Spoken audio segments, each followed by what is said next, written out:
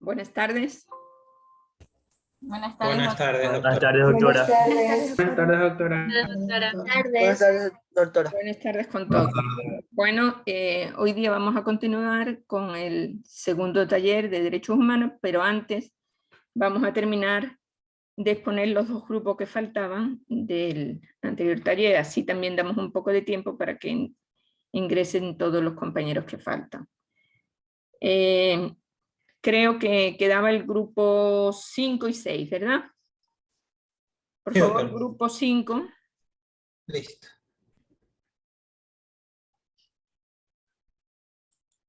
Sí se puede observar. Todavía no. Ok, ahora. Ya, bueno, buenas tardes con todos. Nosotros somos el grupo número 5. Le vamos a hablar sobre los mecanismos de protección de los derechos. El grupo está integrado por Andrade Luca Gema, por Cuenca Salazar Cristian, Álvarez Reyes Jimina, por Moreta Escobar Taís, Plaza Ponce Francín y quien les habla Macías Romero Miguel. Bueno, los derechos humanos son derechos y libertades fundamentales que toda persona tiene por el mero hecho de existir. También estos permiten, ¿no?, lo que es respetar y vigilar el entorno de la libertad, justicia y paz de toda persona. Entre estos tenemos el derecho a la vida, el derecho a la libertad, a la expresión, a la opinión, a la conciencia, a la educación, por mencionar algunos. La Declaratoria Universal de los Derechos Humanos fue adoptada por la Asamblea General de las Naciones Unidas en 1948. Fue el primer documento legal establecido para la protección universal de los derechos humanos fundamentales, cumpliendo 73 años este 2021. Estos siguen siendo, podríamos decirlo, las leyes internacionales de los derechos humanos, las cuales se deben de cumplir en los países miembros, en la mayoría de los países. Por otra parte, está integrado por 30 artículos que ofrecen principios y bloques de convivencia, derechos humanos, tratados y otros instrumentos tanto jurídicos actuales como futuros, ONU 2020. Los mecanismos de derechos humanos son órganos que vigilan y cooperan con el cumplimiento de las obligaciones de los compromisos de los países miembros de las Naciones Unidas. Entre unos de estos tenemos la Comisión Nacional de Naciones Unidas para los Derechos Humanos. Proporciona también un servicio de lo que es secretariado técnico, asesoramiento y apoyo en todos los mecanismos tanto de supervisión como vigilancia para proteger los derechos humanos. A través de esta investigación se pretende identificar todos los mecanismos de protección de los derechos humanos, ya sean estos universales, regionales y nacionales, así también como las declaratorias, convenciones, pactos, tratados y protocolos que permitan proteger dichos derechos.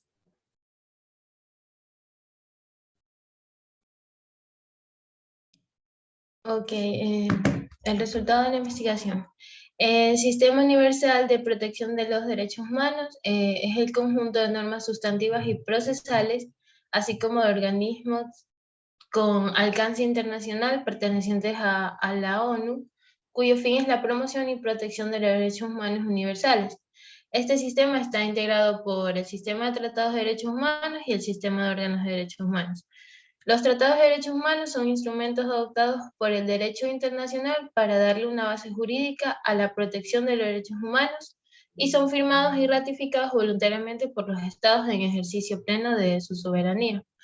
En cuanto al sistema de órganos, en este comprende los órganos convencionales, que son comités de expertos independientes creados por tratados internacionales, el Alto Comisionado de Naciones Unidas para los Derechos Humanos, los procedimientos especiales, expertos independientes, relatores especiales y grupos de trabajo, y el Consejo de Derechos Humanos. Estos órganos son los principales encargados de llevar a cabo las funciones de promoción y protección de los derechos humanos. Sistemas regionales de protección de derechos humanos, estos están constituidos por instrumentos y mecanismos regionales y desempeñan un papel cada vez más importante en la promoción y protección de derechos humanos a nivel mundial. Los instrumentos regionales de derechos humanos, como tratados, convenciones y declaraciones, ayudan a focalizar las normas y estándares internacionales de derechos humanos, reflejando las preocupaciones particulares de derechos humanos en regiones específicas. Los mecanismos regionales de derechos humanos, como comisiones, relatores especiales, ayudan a implementar estos instrumentos en terrenos. Actualmente existen 3 sistemas regionales de derechos humanos establecidos en Europa, América y África. En Europa, los acuerdos regionales para la protección de derechos humanos son amplios, en ellos participan organizaciones intergubernamentales con sus propios mecanismos e instrumentos regionales de derechos humanos. El sistema europeo también cuenta con una comisión contra el racismo y la intolerancia y un comisario de derechos humanos. En cuanto a América, existe un sistema regional de derechos humanos, que es el Sistema Interamericano de Protección de los Derechos Humanos, dentro de la organización intergubernamental conocida como Organización de los Estados Americanos. El sistema interamericano cuenta con una declaración de principios, un tratado jurídicamente vinculante y mecanismos de implementación basados en carta y tratados. En cuanto a África, el sistema regional de derechos humanos se ha establecido dentro de una organización intergubernamental conocida como Unión Africana. El principal instrumento regional de derechos humanos en África es la Carta Africana de Derechos Humanos y de los Pueblos de 1981, y los principales mecanismos son la Comisión Africana de Derechos Humanos y de los Pueblos, y la recién establecida Corte Africana de Derechos Humanos y de los Pueblos. La Carta Africana incorpora normas y principios universales de derechos humanos, pero también refleja las virtudes y valores de las tradiciones africanas.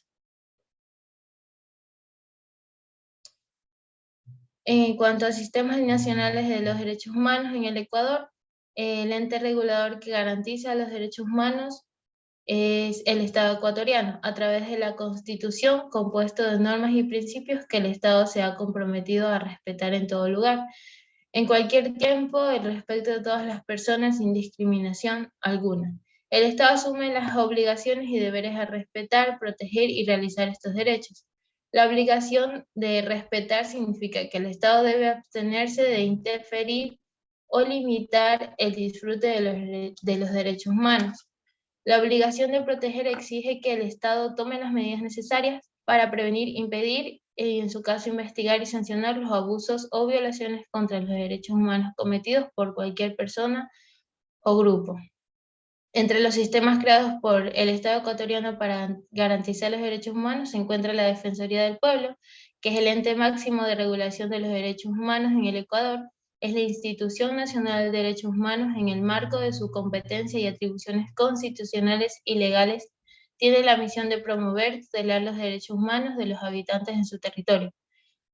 Y en cuanto al recurso de habeas corpus, este se encuentra dispuesto en el artículo 93 de la Constitución. Se ha previsto con el objeto de garantizar la libertad de las personas que consideren estar ilegalmente privadas de la misma como consecuencia de actos de autoridad asumidos fuera de la normativa legal pertinente o insoberancia de las respectivas disposiciones.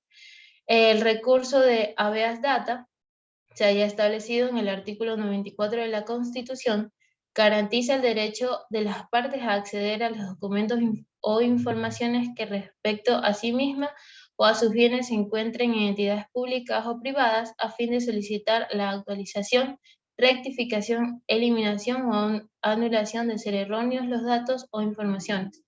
En cuanto a la acción de amparo prevista en el artículo 95 de la Constitución, permite a las personas solicitar a un juez, tribunal o tribunal de instancia que adopte las medidas necesarias tendientes a cesar, evitar o remediar la comisión de un acto u omisión de autoridad pública que vulnere sus derechos reconocidos en la Constitución o instrumentos internacionales que cause o amenace con causante un daño inminente y grave.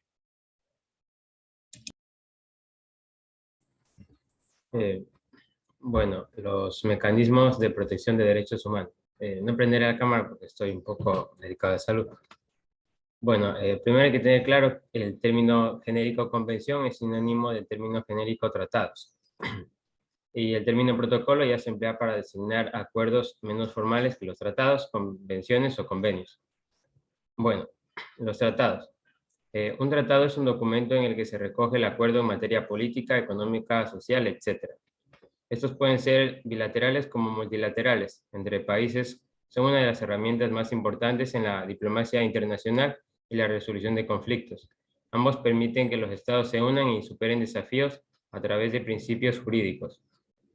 A través de la ratificación de los tratados internacionales de derechos humanos, los gobiernos se comprometen a poner en práctica medidas y leyes nacionales compatibles con los deberes y obligaciones inherentes a esos tratados.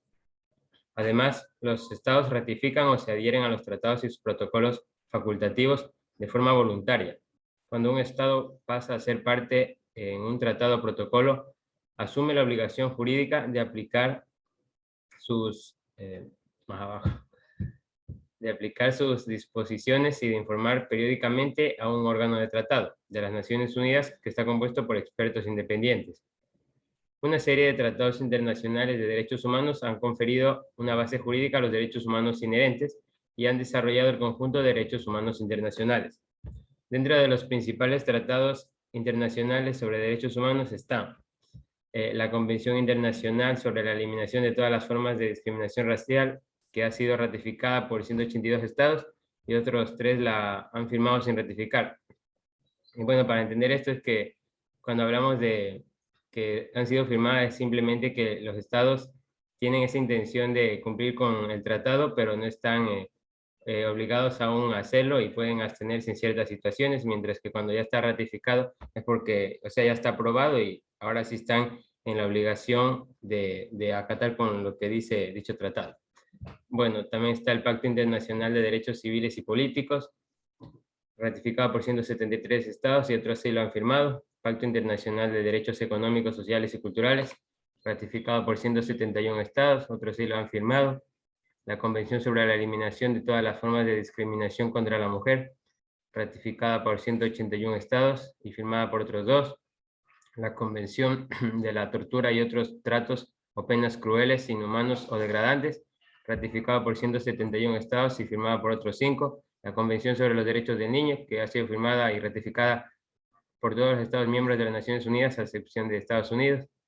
La Comisión Internacional sobre la Protección de los Derechos de todos los trabajadores migratorios y sus familiares, ratificada por 55 y firmada por otros 3.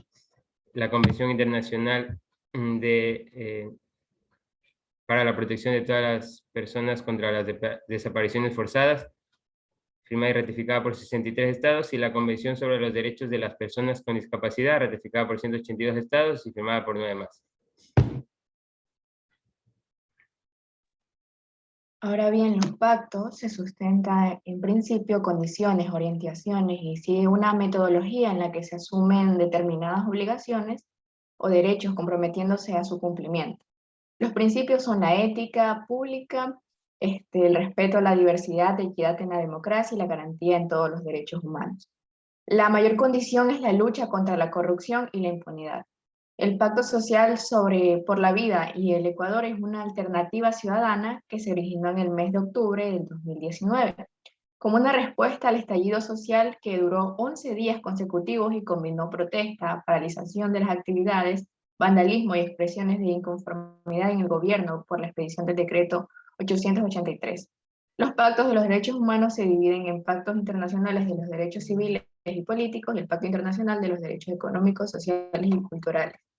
Los pactos internacionales de los derechos políticos protegen especialmente el derecho de la vida en el artículo 6. Vamos, perdón, eso vamos a tratarlo ya en el otro taller, entonces por favor solo nombre los pactos y nada más. ¿Ok? Ya. La prohibición de la esclavitud, del derecho a la libertad, la equidad procesal ante la ley, la libertad individual en la forma de la libertad del movimiento, el derecho a elegir y ser elegido, y respecto al Pacto Internacional de los Derechos Humanos, Sociales, Económicos y Culturales, protege el derecho del trabajo, el derecho a un nivel de vida, a la educación primaria, a los derechos culturales y a la buena salud.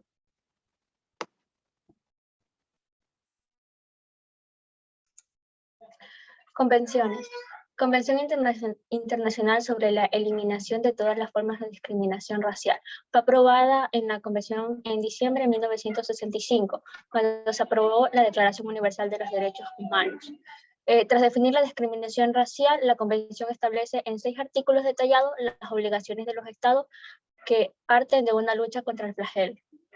La Convención exige que el Estado adopte las medidas adecuadas sobre la discriminación racial aclimatada en la sociedad, como la difusión de ideas racistas promovidas por grupos y organizaciones. También instituye una extensa serie de derechos humanos específicos en las esferas tanto civil y política, como económica, social y cultural, la mayoría de los cuales se consideran en la Declaración. que deben estar garantizados sin distinción alguna por motivos raciales.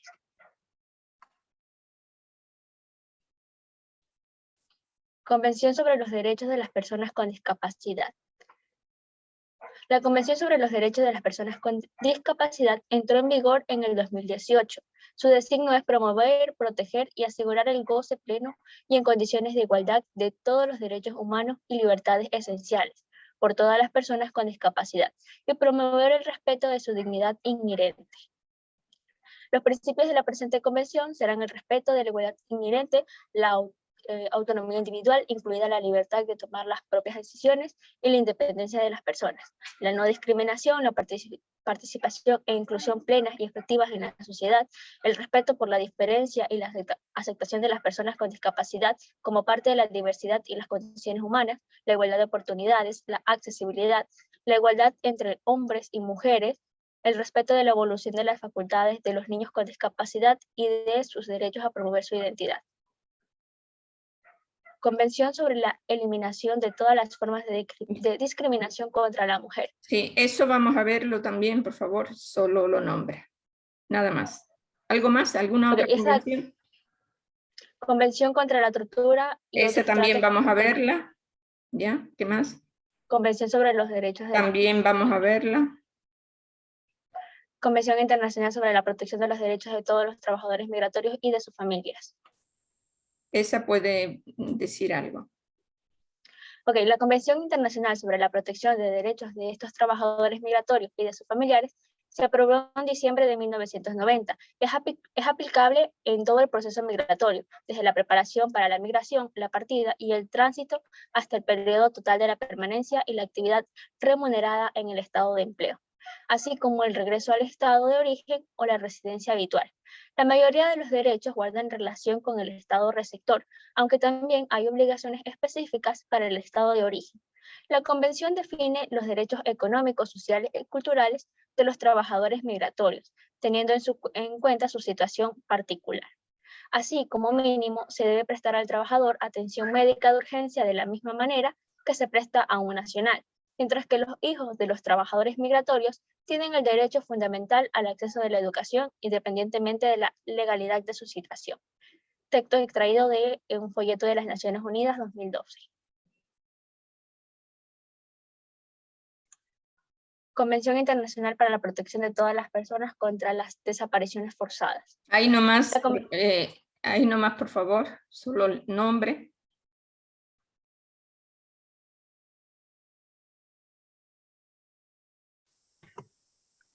Bueno, la conclusión acerca de esto es que la creación de los mecanismos de protección de los derechos humanos se va a dar como una respuesta natural a la necesidad de cumplimiento con respecto a lo que se pactó en la Declaración Universal de Derechos.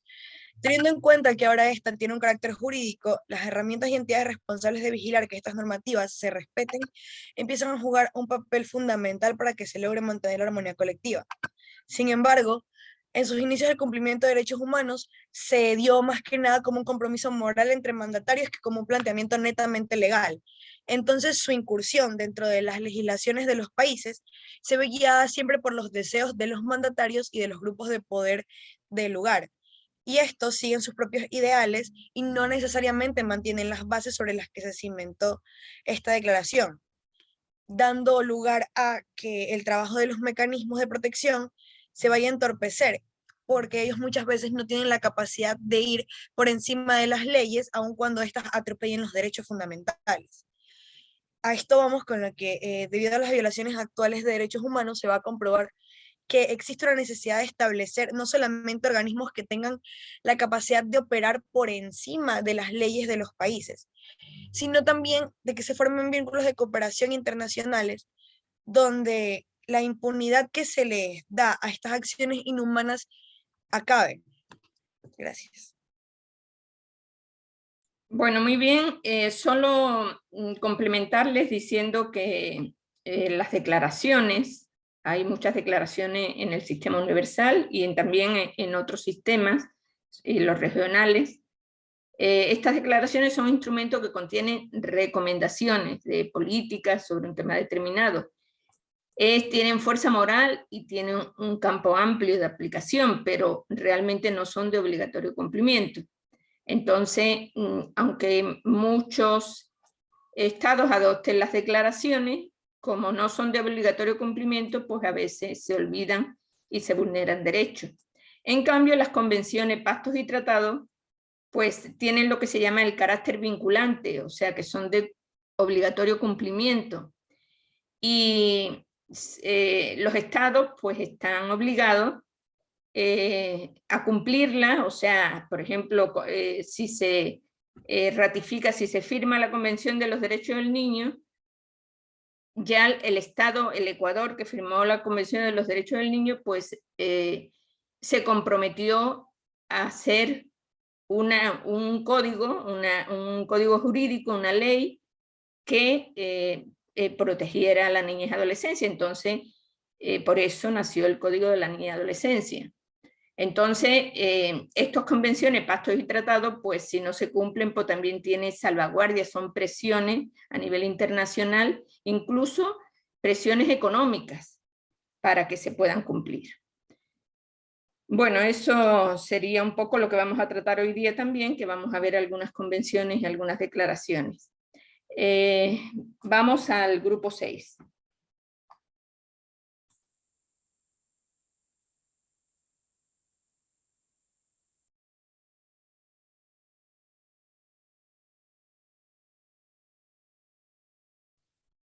Bueno, buenas tardes, doctor y compañeros. El día de hoy vamos a exponer el tema que fue asignado a mi grupo de trabajo, el cual es Derechos o Leyes de los Animales. El grupo va a estar integrado por Dani Arteaga, Natalia Veiga, Jordi Chávez, Jair Gilces, Anderson Jara, Francisco Quijija y quien les habla, Maoli Macías. A continuación, vamos a exponer la introducción de la investigación. Bueno, primero encontramos que dentro de la sociedad siempre se veló por algo en común, el bien del hombre, y de este por encima de todo, o sea, la naturaleza, los animales, otras cosas, y por encima de otros hombres, inclusivemente. Pero para poder avanzar como sociedad y como personas se empezó a mirar el entorno, quedando descubiertos grandes falencias e injusticias que se han sucedido a lo largo de la historia. Los animales a lo largo de la historia han sido perjudicados por el hombre, ya que han sido usados por esto, y han sido maltratados por los mismos para tener un beneficio. Pero para intentar erradicar esto, en 1978 se firmó lo que sería la Declaración Universal de Derechos de los Animales, la cual atribuyó varios beneficios a favor de ellos. La declaración mide que todos los animales deben ser respetados como seres vivos y que en caso de ser domésticos se les asegurará una vida digna. En caso de que sean silvestres, se respetará su hábitat. Y si son criados con fines de alimentación, no serán ni torturados ni maltratados. Y vivirán un buen goce.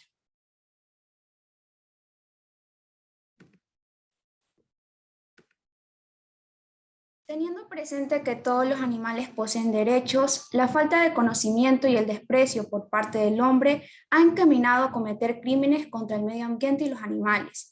Acciones como genocidio, maltrato, abandono, explotación animal, entre otras, son las causas más comunes del incumplimiento de los derechos de los animales. Como seres humanos debemos respetar a los animales como si de otro hombre se tratara. Es por esto que resulta fundamental inculcar desde la infancia el respeto, amor, amabilidad y comprensión hacia los animales. Las peleas de gallo, las corridas de toro, la caza de liebres y zorros, entre otras diversiones de la misma especie, suponen por necesidad bien la ausencia de reflexión o un fondo de inhumanidad, ya que estos generan los más crueles y despiadados. Sufrimientos a seres insensibles y a la muerte más dolorosa y prolongada que pueda imaginarse. ¿Por qué sometemos a estos animales a sufrir con acciones que solo satisfacen al ser humano? Estamos agotados de los zoológicos y de los circos, que sin importarles el dolor de los animales, solamente buscan el beneficio del dinero a costa de otros seres vivos y de la maravilla que estos despiertan a las personas. Reflexionar sobre los animales nos ayudará a humanizarnos en un amplio sentido de la convivencia, la existencia con los mismos derechos al respeto. Tal vez nuestra conciencia alcance otro nivel el día que entendamos que el planeta no es únicamente nuestro. A continuación, mi compañero. Ya. A continuación veremos los resultados de la investigación bibliográfica según nuestro grupo. En primer punto tenemos lo que es la Declaración de los Derechos de los Animales, la cual podemos definir como el derecho animal como el conjunto de teorías, principios y normas destinado a brindar una protección jurídica al animal de especie distinta a lo que es el ser humano, promoviendo y procurando su bienestar y protección. Una noción similar es la otorgada por Sonia S. Weisman, que afirma que el derecho animal es, en su forma más simple y amplia, aquella ley estatutaria y jurisdiccional en la cual la naturaleza legal, social o biológica de los no humanos es un factor de relevancia. También tenemos lo que son la Declaración de los Animales Silvestres. Al menos en Ecuador los animales son sujetos de derecho. El reconocimiento consta en el primer capítulo del Código Orgánico del Ambiente, que fue aprobado por la Asamblea Nacional. En la actualidad, el MAE tiene estrategias nacionales para la conservación de algunas especies en peligro, como el oso de anteojos, el cóndor andino, la águila arpía y el tapir. Además, también cuenta con un plan de acción para lo que es la conservación del albatros. Y de igual forma, también busca conservar lo que es el hábitat de estas especies a través del Sistema Nacional de Áreas Protegidas. Y este es un proceso de conservación que no se puede realizar sin el aporte de la población. Ahora como punto tenemos lo que son los animales domésticos. Al igual que los seres vivos, al igual que todos los seres vivos, poseen derechos que deben ser respetados. En el Ecuador se estima que existen cerca de 400.000 perros, de los cuales el 70% de estos viven en la calle. Y de este porcentaje se calcula que el 90% tenían un dueño, pero fueron víctimas del abandono. El problema de los animales callejeros ha sido por muchos años dejado de lado, ya que al considerar que estos son directamente afectados, ya que se han dejado de lado debido a que se considera que directamente los afectados son solo estos animales y que ellos no poseen raciocinio ni derechos. El maltrato animal se presenta como un indicador de violencia potencial, pues quien no es capaz de respetar los derechos de un ser indefenso, menos poseerá la empatía para respetar los derechos de una persona.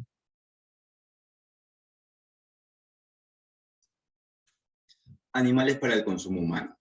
El tipo de explotación animal que daña de manera directa a más animales es su uso como comida. Muchas personas nunca se han parado a pensar sobre esto. Sencillamente aceptan como normal que usar animales como comida es correcto, pero la realidad es que los animales son dañados enormemente. No solamente al ser privados de su vida, sino también por otros daños que vienen de la producción de alimentos de origen animal. La vida que tienen estos animales está llena de sufrimiento.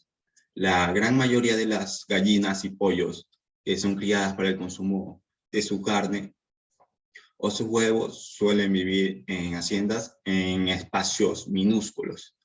Solamente ven la luz del sol cuando son llevados al matadero. Muchas personas piensan que, aunque matar a los animales para comer su carne los daña, usarlos para la producción de leche no. Pero esto no es correcto. Las vacas son forzadas para dar a luz de tal manera que pueden dar leche, y sus terneros les son quitados y enviados al matadero. En la mayoría de las granjas, los cerdos viven en terribles condiciones, con muy poco espacio. Las cerdas usadas para criar son encerradas en jaulas en las que no pueden moverse, y sus hijos son mutilados de diferentes formas y matados cuando tienen solamente unos pocos meses de edad. Los daños que sufren los animales cuando son enviados a la muerte comienzan antes de que lleguen al matadero, durante el transporte, ya que son confinados en espacios extremadamente incómodos, donde sufren debido a las condiciones climáticas, el cansancio, el hambre, la sed, entre otras razones. Animales en laboratorio. Es desde el siglo XVI que los animales son usados como conejillos de indias para conocer los misterios del cuerpo, de la circulación sanguínea, de la conformación fisiológica, pero también de los efectos de medicinas, venenos, sustancias y la inocuidad de los procedimientos científicos e industriales. Primates, ratas, ratones, conejos, cobayas, perros, gatos, cerdos y otros animales son masacrados en nombre de la ciencia y la técnica, a razón de que 3 animales mueran a cada segundo en los laboratorios del mundo.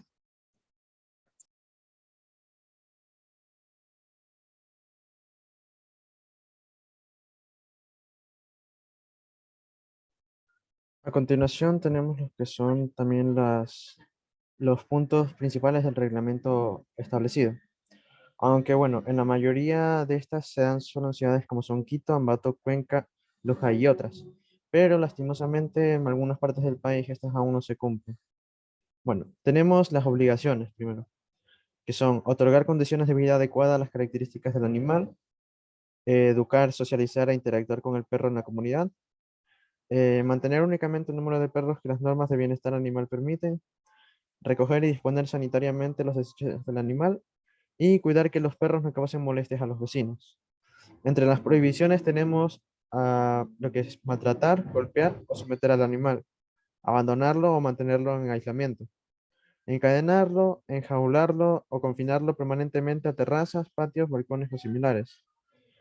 También tenemos lo que está prohibido: envenenar masivamente perros o cualquier tipo de animal, como gatos, por ejemplo, propios o ajenos. También usar la imagen de perros para simbolizar maldad, agresividad o peligro, y obviamente lo que es la zoofilia. Estas son sancionadas con multas de entre 30 a 50 dólares, multas de 50 a 200 dólares y de multas de entre 20 a 700 dólares. Y obviamente, bueno, actualmente creo que también cuenta con lo que es algunos días en lo que es la cárcel. Gracias. Sobre los animales de recreación, vamos a ver las leyes que protegen a los animales, estos animales de aquí, que por ejemplo en la ley 5 de 1972 y decreto 497 de 1973, ambas normas se van a referir a la creación de las juntas defensoras de los animales en los municipios del país. Y aquí la ley reglamentada por el decreto estaba de establecer como un objetivo principal educar a las personas para crear así un sentimiento de protección hacia estos animales y evitar su maltrato. Y en el decreto de 497 está la lista como los malos tratos y varias acciones que no se pueden hacer a estos animales. Algunas de ellas son mantener a los animales en lugares antihigiénicos o que les impida la respiración, el movimiento o el descanso, o lo que les prive del aire o de la luz. También tener animales encerrados junto a otros que se puedan aterrorizar o molestar, entre otros. Según la Ley 74 de 1989, el Estatuto Nacional de Protección de los Animales aquí logró afirmar que los animales tendrán en todo su territorio nacional especial una protección contra el sufrimiento y el dolor, que está causada directamente o indirectamente por el hombre. En la ley de 1638, que fue del 2003, con esta ley ya se logró prohibir el uso de los animales silvestres en los circos, y en la ley 1774 del 2016 lograron poder establecer un objetivo, el cual era que los animales son seres sintientes, que estos logran experimentar el dolor y el sufrimiento, y por ello ciertas acciones de maltrato animal se logran contribuir ya aquí como delito. Y en la ley de 1774 del 2006 logran permitir que puedan terminar estas personas en la cárcel. Las leyes que logran desproteger a estos animales está entre la ley 916 del 2004, que dice que en el Reglamento Nacional Taurino tienen por objetivo regular de las preparaciones y organizaciones el desarrollo de los espectáculos taurinos y de las actividades relacionadas con los mismos, y logrando así una garantía de los derechos e intereses del público como tal, ya no de los animales, y del cual van a intervenir en estos. Que por ejemplo, en una corrida de toros, se les logra aquí clavar diferentes elementos cortopunzantes con diferentes fuerzas y profundidades en varias partes del cuerpo, de que aquí algunos de estos elementos van a quedar inclusive prendidos en el animal durante toda la lidia, durante toda la carrera como tal, y aquí existiendo también otro tipo de exclusivos para los que ya logran matar al animal, como son los estoques, las espadas, con lo que aquí se va a cortar inclusive la médula espinal, o que al clavarlas pueden atravesar diferentes tipos de órganos como los pulmones, los hígados, las arterias, etc.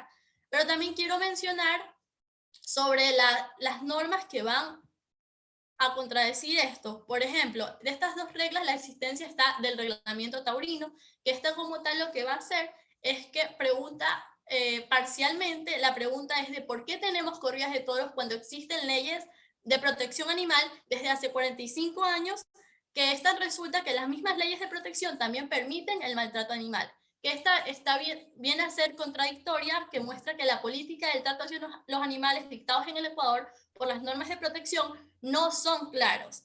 Y aquí el estatus de protección animal no va a concebir exceptuar como actos de crueldad los hechos dañinos de las corridas de toros, de las novilladas, de las coralejas, de la becena. Aquí también englobamos las peleas de gallos, las tientas, etcétera, que aquí como tal, a pesar de todo esto que sea muy contradictorio, en la ley 84 del año 1989 va a permitir estos espectáculos en cuestiones argumentando que la protección animal es un deber constitucional que como tal debe cederse ante las manifestaciones culturales que tienen en el ámbito social, como las que ya mencioné hace un rato, y a partir del año del 2010 dejó en manos esto ya como tal de un Congreso de la República en decisión para reformarlas y acabarlas. Pero a pesar de esto, de advertir que existen sanciones más duras que una simple multa, la ley 1774 del año 2016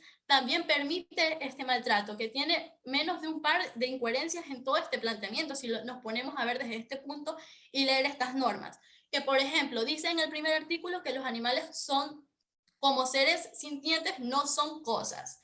Pero en el segundo artículo van a modificar esto y dice que el Código Civil los ven como muebles o como que son animales poco reconocidos como sintientes. Entonces, a nivel ético, podíamos llegar a eliminar cualquier uso de los animales porque la posibilidad de maltratarlos siempre va a estar presente. Considerando cosas como que estos son muebles sintientes, es conveniente el contexto como tal ecuatoriano por los negocios que se van a hacer sociales que se hacen a partir de este uso, el abuso de los animales, como la crianza, la venta de los animales para consumo humano, para las empresas de seguridad, y a pesar de que en ciertos casos tenemos relaciones afectivas con ellos y los llegamos a considerar parte de nuestras familias, nos recuerdan que en el año 1300, después del Código Civil, que en el marco legal vigente los animales siguen siendo propiedades. Y aunque los seres humanos en general nos detengamos un ratito, nos podemos detener a reflexionar sobre este maltrato que le damos a los animales, no es difícil pensar que el uso de los animales con fines recreativos podrían dejar de existir y esto podría generar mayor malestar social, especialmente si no tomamos en serio las conveniencias de premisas moral y no generar dolor y sufrimiento innecesario.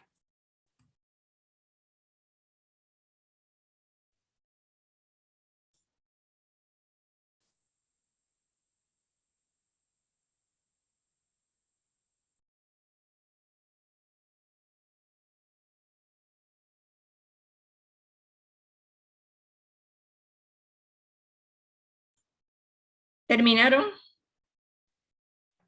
No. Falta la conclusión, doctor. Okay. Quería una compañera, pero parece que no está. Ok, en cuanto a las conclusiones, en síntesis, y en base a lo estudiado sobre los artículos que datan de la Declaración de los Derechos Humanos, podemos concluir un hecho fundamental y vital que muchas veces pasa por alto, y es la principal razón de que esta problemática exista.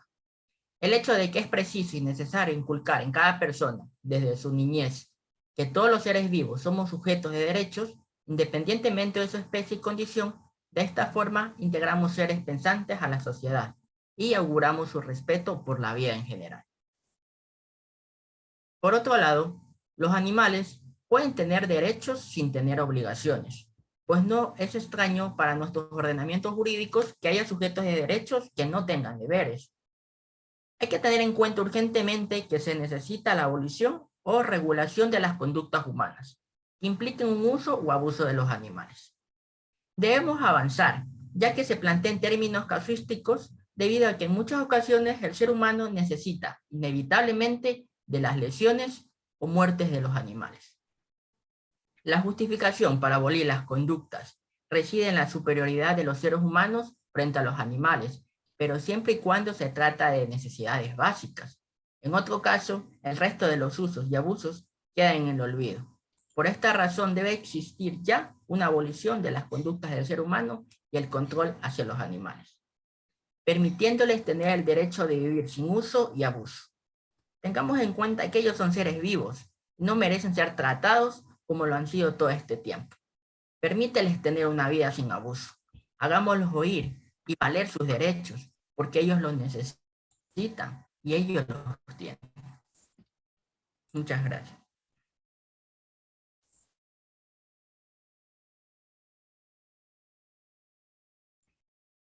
De acuerdo. Bueno, vamos a... ya se terminó la exposición del primer taller y vamos a pasar al segundo taller. Yo les voy a leer lo que ustedes tienen que hacer. Creo que se me ha olvidado mandarles les voy a mandar este momento al aula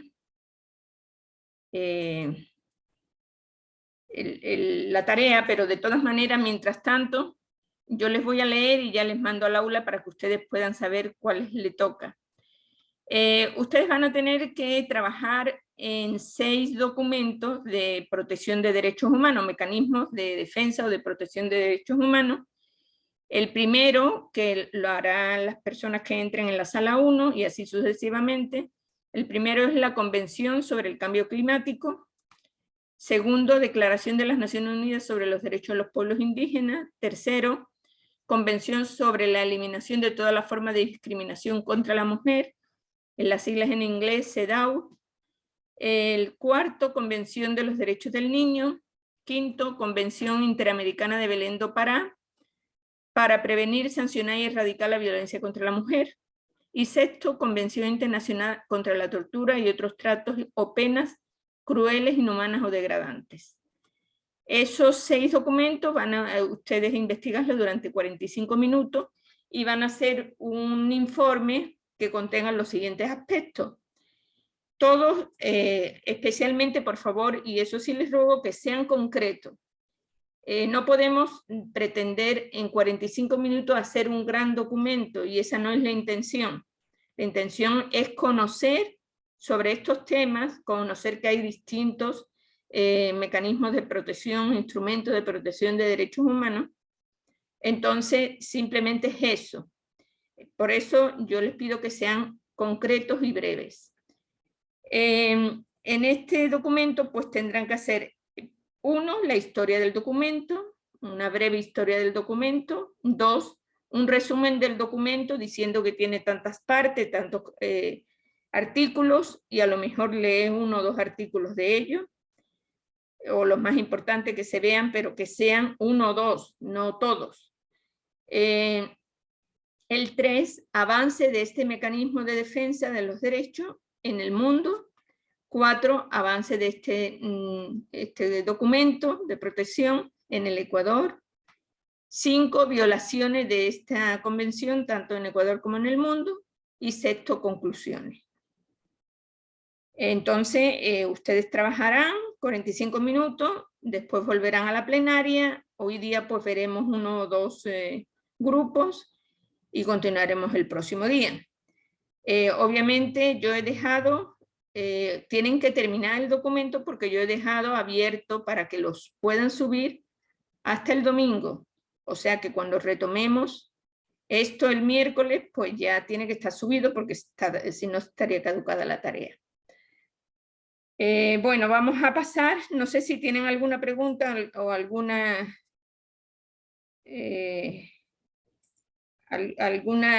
duda. Doctora, sí estaba compartiendo pantalla, disculpe.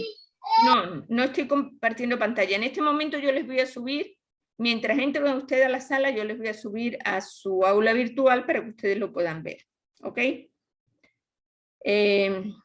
Vamos a hacer la sesión de grupo, que se van a hacer 6 grupos asignados automáticamente. Vamos a crearlo y vamos a iniciar las sesiones. Por favor, si tienen alguna duda, en WhatsApp. Yo ya voy a pasar el documento a su aula virtual.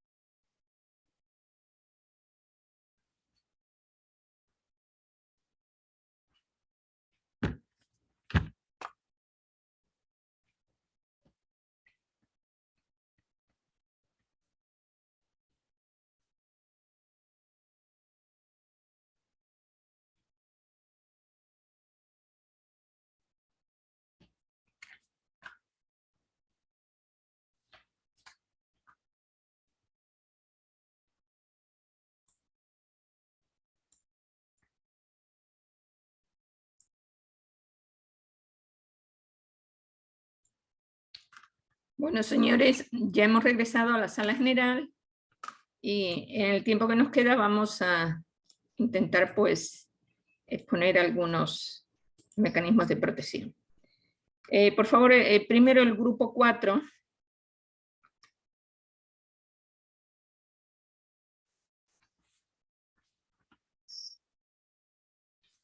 Convención sobre los Derechos del Niño. Pero un momento, que una compañera va a proyectar. Ok.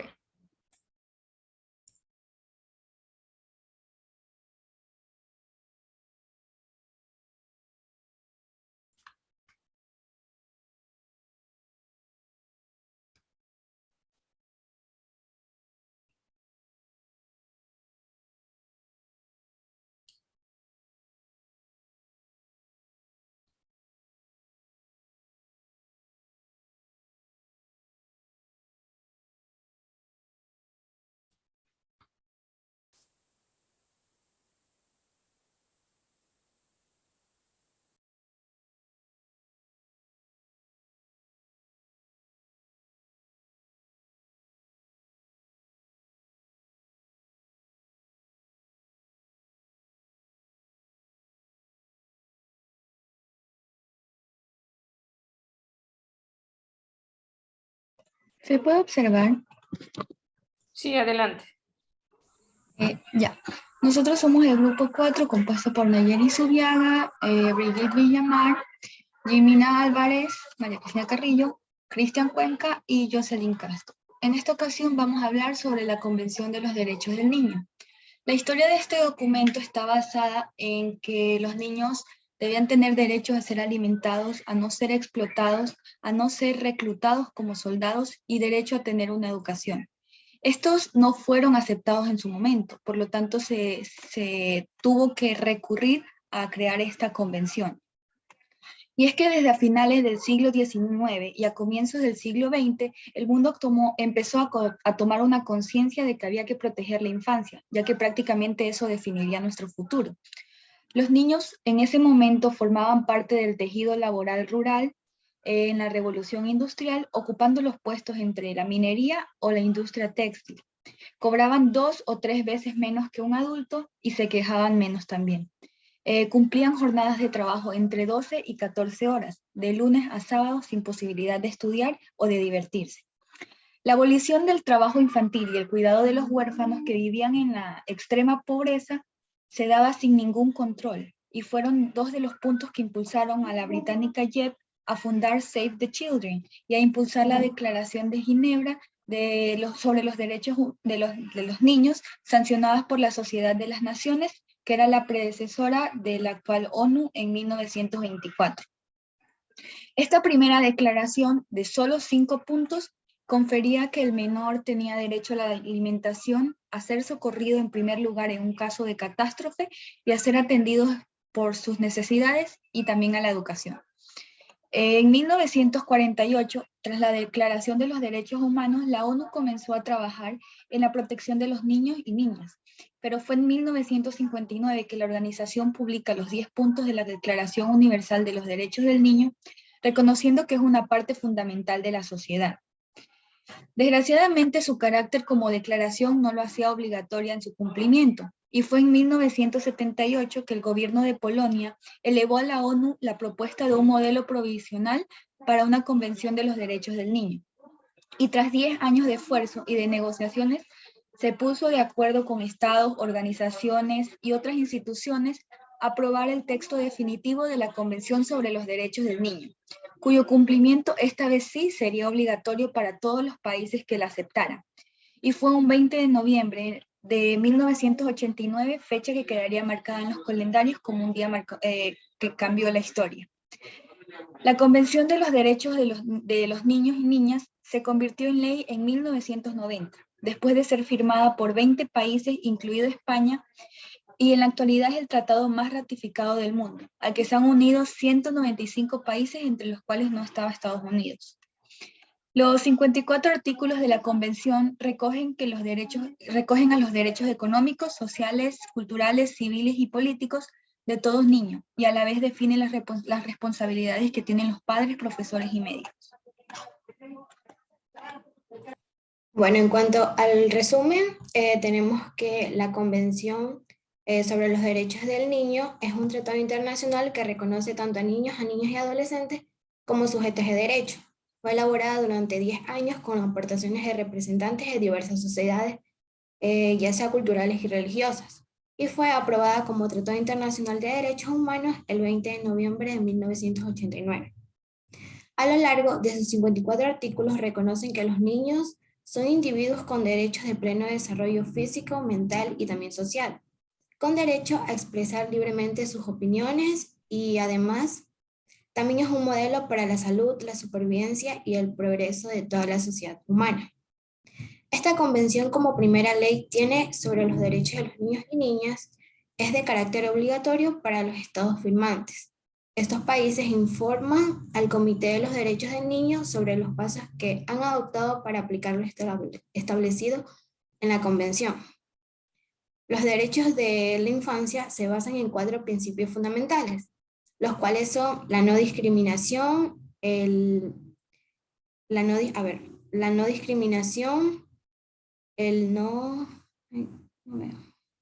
interés superior del niño, el derecho a la vida, la supervivencia y el desarrollo, y también la participación. Estos derechos son iguales de importantes y debemos trabajar para que se cumplan en todo el mundo.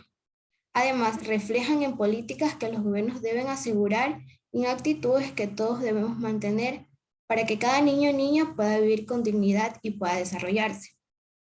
Por último, la Convención sobre los Derechos del Niño se ha utilizado en todo el mundo para promover y asimismo proteger los derechos de los infantes. Desde su aprobación en el mundo se han producido avances considerables en el cumplimiento de los derechos de la infancia a la supervivencia, la salud y también la educación, a través de prestación de bienes y servicios esenciales. Sin embargo, todavía queda mucho por hacer para crear un mundo apropiado para la infancia. Los progresos han sido desiguales y en algunos países se encuentran más retrasados que otros, en la obligación de dar a los derechos de la infancia la importancia que merecen.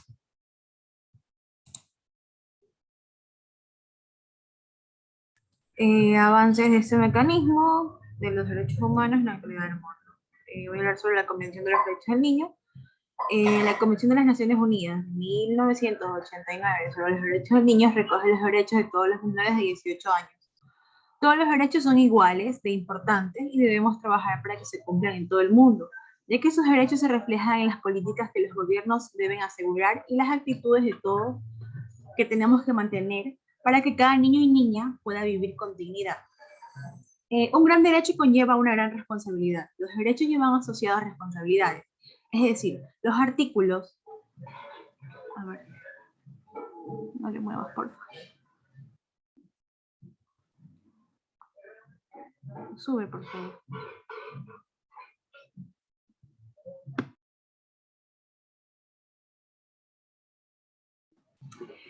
Un gran derecho conlleva una gran responsabilidad. Los derechos llevan asociadas responsabilidades, es decir, los artículos de la Convención son de obligatorio cumplimiento para todos los gobiernos y para todas las personas.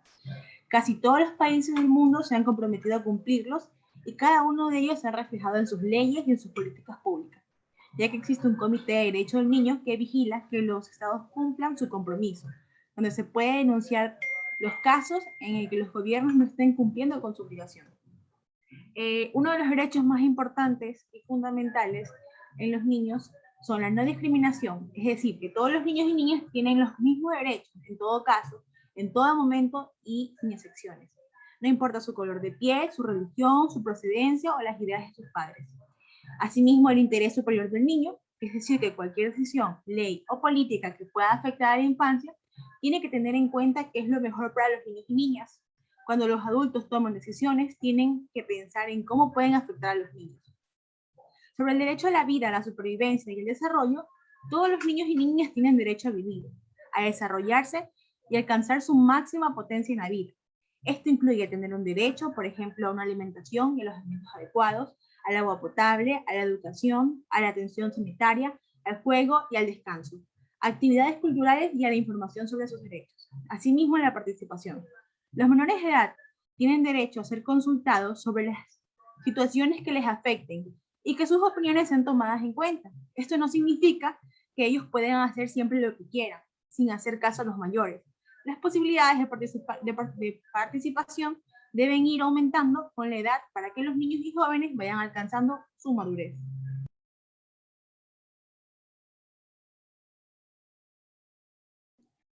Ok, ahora vamos a tratar sobre los avances de esta situación en lo que es la actualidad en el Ecuador. El estudio de los avances de los derechos de este grupo de atención. Compañera, ese es... Sí, disculpa. Avances de este documento en la actualidad en el Ecuador. El estudio sobre estos avances de los derechos de este grupo de atención prioritaria, que es realizado por el Observatorio Social del Ecuador, el Consejo Nacional para la Igualdad Intergeneracional, Plan y UNICEF, demuestra que el país mejoró en el cumplimiento de los derechos de niños y adolescentes, pasó a tener una calificación de 4.1 sobre 10 en el 2004 a 6.5 en el 2012. También se redujo lo que es la pobreza en el país entre el 2000 y el 2013 en un 38%, es decir, que pasó de 64% al 26% según datos de la INEC, pero aún hay un 46.6% de niños que vive en esta situación. Precisamente este es uno de los problemas centrales porque trae consigo otros problemas como la violencia, desigualdad, el poco acceso a una educación de calidad, embarazos en adolescentes y la desnutrición infantil. Estos son algunos de los temas que se enmarcan en la política estatal de inversión social, que ha mejorado considerablemente. Pasó de 4.9 millones de dólares en el 2008 a 6.9 millones en el 2013. A esto se suma la concepción de que el Ecuador ya no es un estado de renta baja, sino uno de renta media alta, según los parámetros de la CEPAL. Esta nueva clasificación obliga al país a preocuparse ya no solo por el acceso universal a la educación básica, sino a que ésta sea de calidad y esté garantizada hasta el bachillerato como mínimo. Todavía existe un 16% de adolescentes que no está incluido en el sistema de educación. Esta cifra es relativamente baja, pero frente al 3% de niños de 5 a 14 años que sí lo están. Según Margarita Velasco, directora del Observatorio Social del Ecuador, quien desarrolló la investigación, la educación es uno de los puntos más fuertes y en los que más se ha trabajado en el gobierno. Por ello, se evalúa la calidad de colegios, de la enseñanza y luego de universidades. No obstante, todavía existen prácticas culturales y estructurales que evitan que todos los niños y jóvenes puedan estudiar y se desarrollen en un ambiente educativo adecuado. Una de ellas es la violencia que reciben en las escuelas por parte de maestros. De acuerdo con datos del informe, el 30% de los niños entre 5 y 17 años están expuestos casi siempre a castigos violentos en los centros educativos. Tan solo un 26% de los maestros dialoga con estudiantes para solucionar algún tipo de comportamiento inadecuado durante la clase. Estas fallas en el proceso educativo tienen una causa y una consecuencia. Es un proceso. La violencia se inicia en la casa donde se considera normal el castigo físico, explicó Velasco. Esta práctica luego se replica en la escuela y los niños aprenden el mismo comportamiento. Esto se repercute en problemas psicológicos. Según datos del Ministerio de Salud, en el 2007, 3 de cada 10 niños sufrían episodios de depresión y consideraron el suicidio como una alternativa a este maltrato. Incluso en 2011, de las mujeres entre 11 y 17 años que fallecieron, el 13% fue por suicidio frente al 7% de hombres. En total, 471 adolescentes murieron por esta causa. La violencia muchas veces también repercutió en embarazos no deseados a causa de violaciones o en convivencias con sus parejas. El 3% de los adolescentes entre 12 y 17 años viven en unión libre o casados. Por ello, ahora se busca que se apruebe el cambio de la edad mínima para contraer matrimonio. La propuesta de las instituciones sociales es que sea legal recién a partir de los 18 años de edad, porque hoy en día es 12 años para niñas y 14 años para niños. Esto se pidió a la Asamblea en el proyecto de reforma del Código Civil. Las violencias de este convenio, ejemplos pues en el Ecuador y en el mundo, En este caso más nos vamos a basar con respecto al Ecuador. La Convención sobre los Derechos del Niño cumplió 32 años de vigencia el 20 de noviembre del presente año. Ecuador fue el primer país de la región que lo firmó y el tercero a la escala global. A pesar de esta constante participación, las cifras de vulneración de derechos de los niños en el país se mantiene en rojo. Según los datos del Fondo de las Naciones Unidas para la Infancia, UNICEF, uno de los datos más preocupantes es que 250.000 niños no asisten a la escuela, es decir, no culminan ni inician sus estudios, sino es que por lo general estos se dedican a las actividades laborales o simplemente no optan por los estudios debido a sus condiciones económicas. Según la UNICEF, las 12 temáticas que más tienen que ver con los derechos de los niños que se ven más afectados en el país y que deben de mejorar son la pobreza, el trabajo infantil, las muertes violentas, el acceso a la educación, consumo de drogas, embarazos adolescentes, que son muy comunes en la actualidad, uso de castigo físico, matrimonio infantil, trata y explotación, lo que es el acoso escolar y la protección contra la violencia. Los temas, por lo general, que son más importantes y que tienen mayor número de cifras son lo que son muertes violentas, los embarazos, como ya lo mencioné, y las agresiones sexuales. Voy a comentarles sobre todo las muertes violentas, que para Joaquín González, que es un representante de la UNICEF en el Ecuador, la cifra más alarmante es la del suicidio como primera causa de muerte violenta en los adolescentes. El año pasado, 270 niños y adolescentes con edades comprendidas entre los 5 a los 19 años se han suicidado en el país. ¿Esto a qué se debió? Esto se debió al poco interés en la salud mental, la falta de atención en los hogares e incluso en instituciones educativas, y también la soledad que suelen sufrir estos menores de edad. El comité, para controlar un poco esta situación, ha considerado de que el gobierno ecuatoriano empiece a implementar una política pública de salud mental para poder disminuir un poco estas cifras.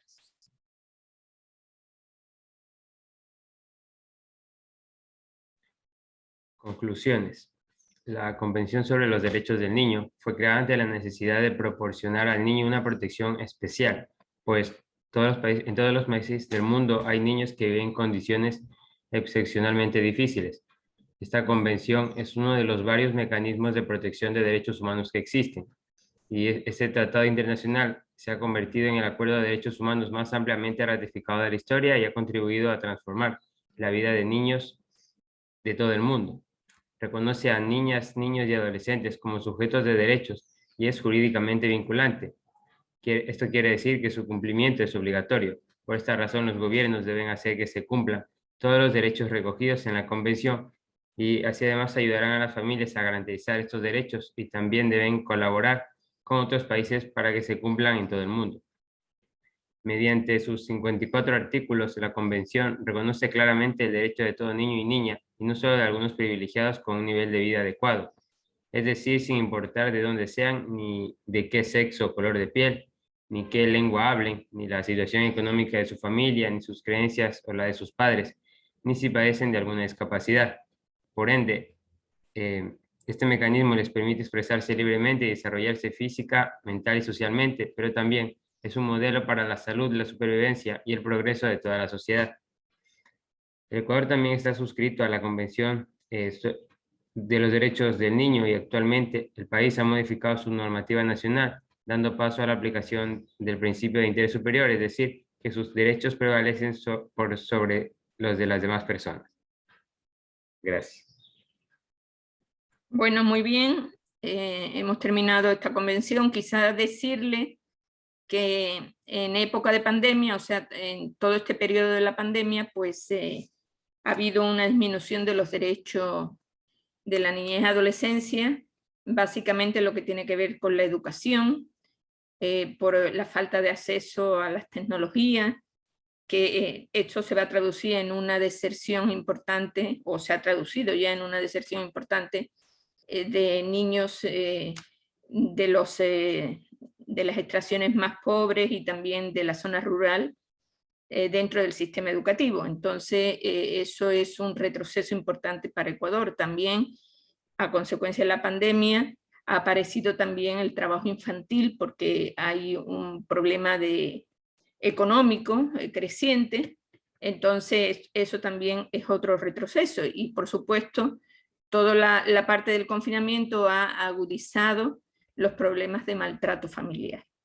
Eso es lo que podríamos decir ahora, y UNICEF está muy atenta a esta situación y pide que se vuelva ya inmediatamente a la educación presencial.